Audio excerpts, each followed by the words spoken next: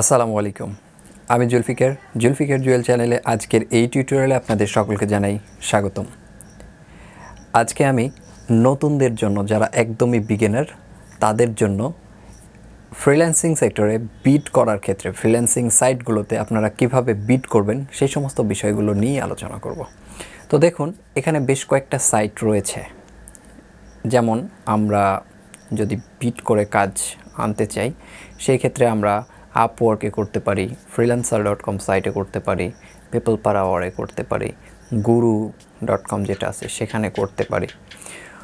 তো এই কয়েকটা সাইটে আমরা যখন বিড করার সিদ্ধান্ত নিব, তখন অবশ্যই আমাদের একটা ওয়ার্ক এক্সপিরিয়েন্স আমাদের ক্লায়েন্টের সাথে শেয়ার করতে হয়। তো সেইটা যদি আপনার না থাকে, তখন আপনি কিভাবে করবেন, রাইট? তো এখন আমি আপনাদের যেটা বলবো সেটা হচ্ছে যে, আপনি যেহেতু নতুন এবং আপনার যেহেতু ওয়ার্ক এক্সপিরিয়েন্স একদমই নাই, সেই ক্ষেত্রে আপনার বিড করে এখনই কাজ নিতে হবে, প্রপোজাল সেন্ড করে এখনই কাজ নিতে হবে, সেই রকমটা না করে বেটার আপনি কিছু কাজের স্যাম্পল তৈরি করেন। আগে আপনি কিছু কাজের স্যাম্পল তৈরি করেন। সেটা কিভাবে হতে পারে? ধরেন আপনি আপনার লোকাল কোনো ক্লায়েন্টের কাজ করে দিলেন, সেটা হতে পারে আপনার ফ্রেন্ডের কোনো কোম্পানি। তো এখন কি করতে হবে? আপনার কিছু ডেমো ডিজাইন ক্রিয়েট করতে হবে। অ্যাজ এ ডিজাইনার আমি আপনাদেরকে বলছি, আপনি অ্যাজ এ ডিজাইনার একজন ফ্রিল্যান্সার, তো সেই ক্ষেত্রে আপনি কি করবেন? সেই জন্যই আমি বললাম যে আপনি নতুন এইরকম কিছু ডিজাইন করবেন। তো এখন বিট করতে গেলে আসলে কেমন হয় এই জায়গায়? ফ্ল্যাট রেটের প্রজেক্ট যেটা আছে, একদমই এটা ফিক্স করা থাকে, ফিক্সড রেট যেটা, এটা ফিক্স করা থাকে যে এত ডলারের ভেতরেই সে কাজটা করিয়ে নেবে। আর যেটা হচ্ছে আওয়ারলি প্রজেক্ট, তো আপনারা এই জায়গায় কিভাবে বিট করবেন আর আওয়ারলি প্রজেক্টে কিভাবে আপনারা ক্লায়েন্টকে কনভিন্স করবেন, এই বিষয়গুলো নিয়েও এখানে আমি কথা বলতেছি। বাট আমি আগের বিষয়টায় ফিরে আসতেছি আবার, যে নতুন যারা আছেন তাদের জন্য একটা প্রবলেম, সেটা হচ্ছে যে আপনারা কিভাবে বিট করবেন। মোস্টলি আমরা যে সমস্ত বিষয়গুলোকে চিন্তাও করি না, এক কথায়, যে এই সমস্ত বিষয়গুলোকে আমরা উপস্থাপন করব, সেটা কেমন হবে, আসলে ক্লায়েন্ট সেটাকে কিভাবে নেবে। আসলে দেখুন, আপনি যে কাজগুলো করতেছেন, যে কাজগুলো করে আসছেন, সেই সমস্ত কথাগুলো সম্পূর্ণ সত্য কথাগুলোই বলবেন। আপনার কতটুকু এক্সপিরিয়েন্স আছে, যেমন আপনি নতুন, আপনি ক্লায়েন্টকে বলেন আমি নতুন, আমার ওয়ার্ক এক্সপিরিয়েন্স একদমই নেই বললেই চলে, বাট আমার কিছু ডেমো ওয়ার্ক আছে, আপনি যদি চান আমি আপনাকে দেখাতে পারি। হ্যাঁ, সেইটা হতে পারে। সেই রকম কিছু একটা যদি করে আপনি কাজ নিতে পারেন, ওকে ফাইন, এটা ভালো। আচ্ছা, আরেকটা বিষয় হচ্ছে যে, ঠিক আছে, আমরা এখন প্রস্তুত, আমাদের ডেমো ওয়ার্ক আছে, আমাদের এক্সপিরিয়েন্সটাও মোটামুটি ভালো আছে, একটা ক্লায়েন্টের কাজও আমি করেই ফেললাম, তো সব কিছুই আছে, বাট আমাদের কিন্তু কমিউনিকেশন স্কিলটা কম। তাহলে কমিউনিকেশন স্কিলটা ডেভেলপ করবেন কিভাবে? আচ্ছা, একটু চিন্তা করেন তো, যে আপনার সাথে আমি যখন কথা বলবো বা আপনি আমার সাথে কথা বলবেন, তখন আপনি আমাকে ঠিক যেইভাবে বোঝাচ্ছেন, ঠিক যেইভাবে আপনি এক্সপ্লেন করতেছেন, আপনার এক্সপ্লেন করার একটা মানে মুড আছে, এই ক্ষেত্রে আপনি আমাকে যেইভাবে বোঝাচ্ছেন, সেইভাবে কি ক্লায়েন্টকে বোঝাতে পারবেন? যদি এইটা করতে পারেন, যদি ক্লায়েন্টকে আপনি এইভাবে বুঝায় দিতে পারেন, খুব সুন্দরভাবে, সাবলীলভাবে, খুব গুছিয়ে কথা বলতে পারেন, তাহলে নিশ্চয়ই আপনার সাথে আপনার ক্লায়েন্টের একটা ডিল হয়ে যেতে পারে।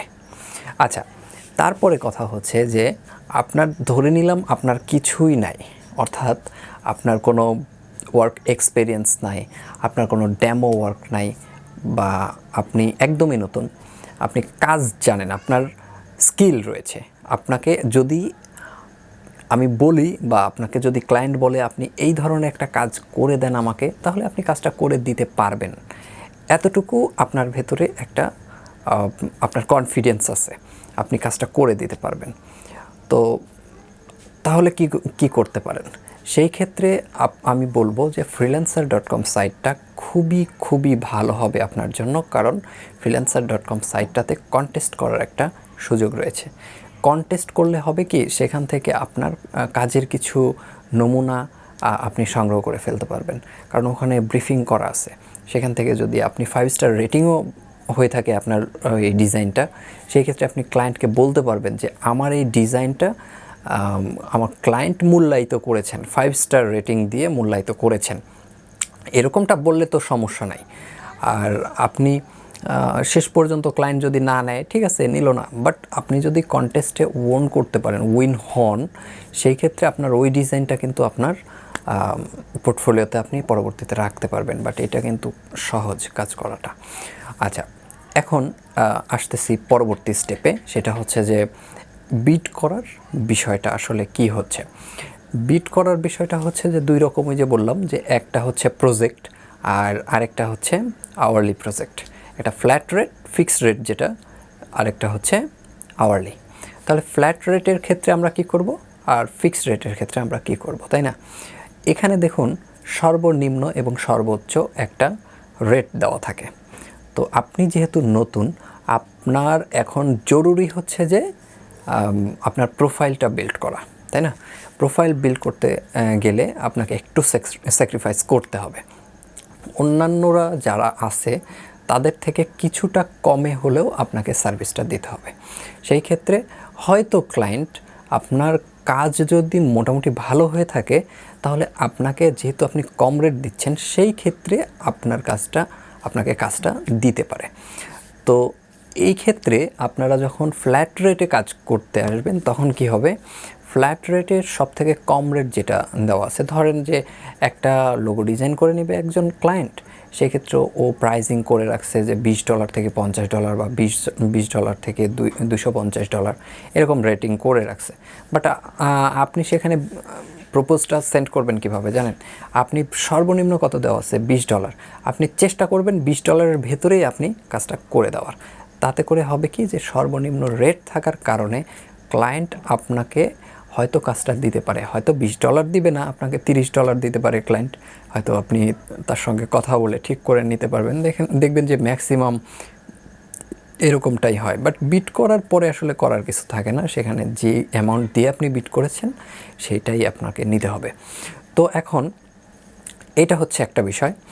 আর আরেকটা হচ্ছে আওয়ারলি রেট।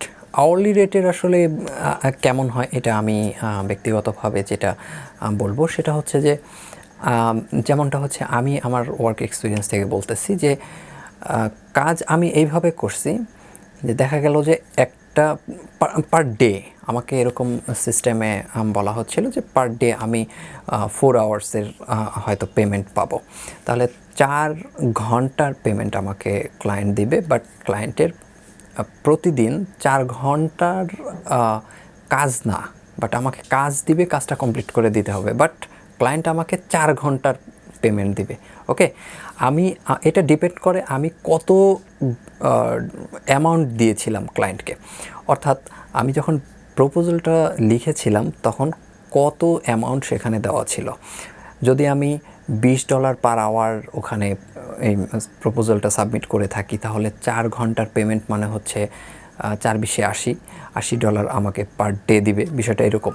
আর যদি আমি $2 করে থাকি, তাহলে 4 ঘন্টার পেমেন্ট আমাকে প্রতিদিন $8 করে দিবে, বিষয়টা এরকম।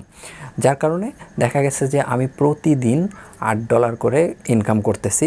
সেই ক্ষেত্রে আমাকে প্রতিদিন তার কাজগুলো কমপ্লিট করে দিতে হচ্ছে। প্রতিদিন একটা একটা করে তাদের রিকোয়ারমেন্ট থাকে যে আমার এই কাজগুলো আজকের ভেতরে কমপ্লিট করতে হবে, তো সেগুলো প্রতিদিন কমপ্লিট করে দিতে হয় এরকম। ঠিক আছে, কমপ্লিট বলতে কমপ্লিট না যে সেই দিন কমপ্লিট না হইলেও পরের দিন আবার সেটা ক্লিয়ার করতে হয় এরকমটা। বাট প্রতিদিনের যে রেটটা থাকে সেটা হচ্ছে যে ওই যে $2 করে 4 ঘন্টা, এই 4 ঘন্টার পেমেন্টটা দিয়ে থাকে। তো আশা করি বুঝতে পারছেন। তো কোনো ক্লায়েন্টের সাথে এটা সম্পূর্ণই আপনার ব্যক্তিগত বিষয়।